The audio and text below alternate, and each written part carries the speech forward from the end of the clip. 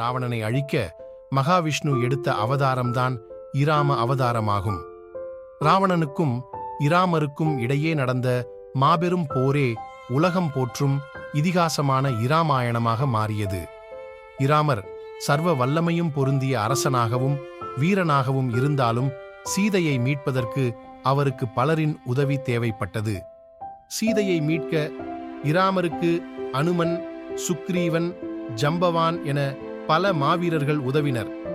ஆனால் இவர்களையெல்லாம் தாண்டி உதவி செய்து வரலாற்றில் இடம் பிடித்தது யாரெனில் அது சிறிய உயிரினமான அணில்தான். இலங்கைக்கு சேலை வானர சேனை கடல் மீது பாலம் கட்டும்போது அணில் அவர்களுக்கு செய்த உதவி அதற்கு அழியா புகழை பெற்றுக் கொடுத்தது. இராமருக்கும் அணிலுக்குமான இந்த சம்பவம் அதிக சுவாரஸ்யம் நிறைந்ததாகவும். அந்த சம்பவத்தை பற்றி இந்த பதிவில் முழுமையாக பார்க்கலாம். சீதை இராவணனால் கடத்தி செல்லப்பட்ட பிறகு இராமரும் லட்சுமணனும் அவரை தேடி அலைந்து கொண்டிருந்தனர். இறுதியில் வானரவேந்தன் சுக்ரீவனுடன் இணைந்து ஆஞ்சநேயரின் உதவியின் மூலம் சீதை கடல் கடந்து இலங்கையில் இருக்கும் அசோகவனத்தில் இராவணனால் சிறைபிடிக்கப்பட்டிருப்பதை இராமன் அறிந்தார். வானர சேனையுடன் இலங்கைக்கு செல்ல கடற்கரைக்கு வந்து சேர்ந்தார் இராமர். கடற்கரைக்கு வந்த இராமரும் வானர சேனையும் பறந்து விரிந்திருந்த கடலை எப்படி கடப்பது என்று குழப்பமுற்றனர். நீண்ட நேர சிந்தனைக்கு பிறகு கடல் மேல் பாலம் கட்டுவதென்று முடிவு செய்யப்பட்டது. வானரங்களும் கரடிகளும் கிடைக்கும் பொருட்களையும் பாறைகளையும் கொண்டு பாலம் கட்ட முடிவெடுத்து அதற்கான செயலில் ஈடுபடத் தொடங்கினர். மகாவிஷ்ணுவின் அவதாரமான இராமருக்கு உதவி செய்யப் போகும் மகிழ்ச்சியிலும் உற்சாகத்திலும் வானரங்களும் கரடிகளும் மற்ற மிருகங்களும் பெரிய பெரிய பாறைகளை தூக்கி கொண்டு வந்து பாலத்தை கட்டத் தொடங்கினர்.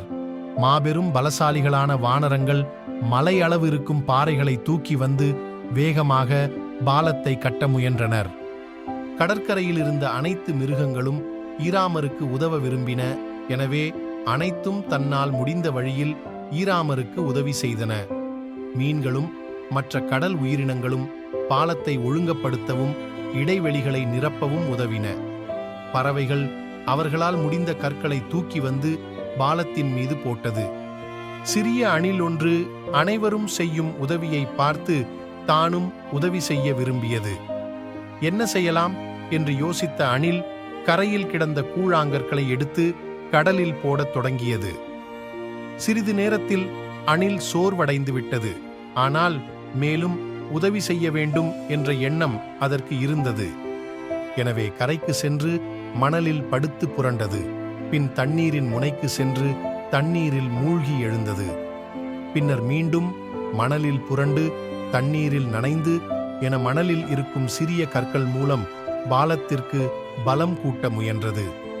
இந்த சிறிய அணில் கரைக்கும் தண்ணீருக்கும் இடையே ஓடிக்கொண்டே இருந்தது. பெரிய பாறைகளை தூக்கி கொண்டு வந்த வானரங்களுக்கு இடைஞ்சலாக இருந்தது. எனவே அவர்கள் அதனை திட்டத் தொடங்கினர். தங்கள் பாதையை விட்டு விலகும்படி எச்சரித்தனர். அதற்கு அணில் நானும் என்னால் முடிந்த இந்த சிறு மணல் துகள்களை சேர்த்து பாலம் கட்ட உதவுகிறேன் என்று கூறியது. அணில் கூறியதை கேட்ட வானரங்கள் சிரிக்கத் தொடங்கியது. இந்த சிறிய மண்டுகள்தான் நாங்கள் கட்டும் இந்த மாபெரும் பாலத்தை வலிமைப்படுத்தப் போகிறதா? எங்கள் பாதையிலிருந்து விலகி போய் உன்னுடைய வேலையை பார் என்று விரட்டினர். ஆனால் அணில் அவர்களின் பேச்சுக்களை காதில் வாங்கிக் கொள்ளாமல் அதன் வேலையை தொடர்ந்தது. இறுதியில் கோபமுற்ற வானரம் ஒன்று அணிலை கரையிலிருந்து தூக்கி எறிந்தது. இதனை பார்த்த இராமர் அணில் கீழே விழுவதற்கு முன் அதனை பிடித்து பத்திரமாக கீழே வைத்தார். மேலும் வானரங்களை பார்த்து, நண்பர்களே, நீங்கள் மாபெரும் பலசாலிகள். நீங்கள் மிகப்பெரிய பாறைகளை கொண்டு வந்து பாலத்தை அமைக்கிறீர்கள். ஆனால் நீங்கள் கட்டும் பாலத்தில் இருக்கும் இடைவெளிகளை இங்கு இருக்கும் இந்த சின்ன உயிரினங்கள் கொண்டு வந்து வைத்த கற்கள் தான் நிரப்புகிறது. அதனால்தான் உங்கள் பாலமும் பலம் பெற்றிருக்கிறது. இந்த சிறிய துகள்களில் இந்த அணிலின் பங்கும் இருக்கிறது. ஆனால் உங்களுக்கு உதவியவரை நீங்கள் இப்படி கோபத்தில் தூக்கி எறிகிறீர்களே என்று கூறினார். இராமர் கூறியதை கேட்ட வானரங்கள் அவமானத்தால் தலையை கீழே தொங்க போட்டு கொண்டனர்.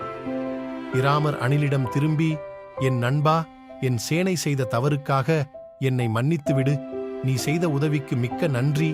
மகிழ்ச்சியாக சென்று உன் வேலையை தொடர்ந்து செய் என்று கூறியதுடன் அதன் முதுகை மெல்ல வருடினார்.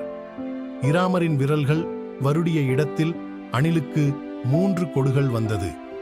இவ்வாறுதான் அணிலுக்கு முதுகில் 3 கோடுகள் வந்தது என்று கதை கூறுகிறது.